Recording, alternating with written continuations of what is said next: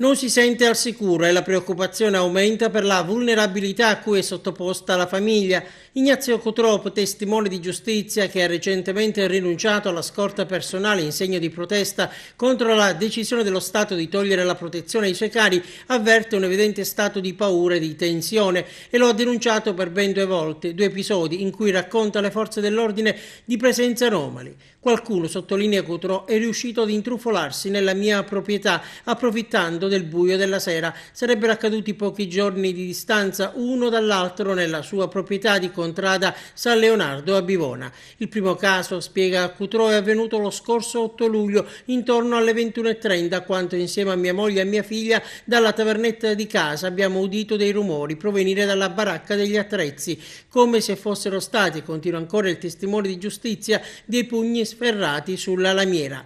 Ho notato un'ombra allontanarsi. Cutrò racconta poi l'altra circostanza. Era il 20 luglio, sempre ora di cena, ma questa volta la famiglia Cutrò non era sola, ma in compagnia di amici, tra cui un ex appartenente delle forze dell'ordine in pensione. Dalla tavernetta di casa abbiamo sentito 2 fischi provenire dal terreno sottostante, ricostruisce l'imprenditore bivonese, come se si trattasse di un richiamo tra 2 persone.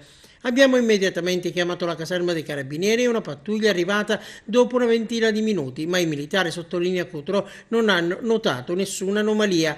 Entrambi i casi, oltre ad essere denunciati alle forze dell'ordine, sono stati anche racchiusi in un esposto che il presidente dell'Associazione Nazionale Testimoni di Giustizia ha inoltrato al prefetto di Agrigento e alla stazione dei carabinieri di Bivona.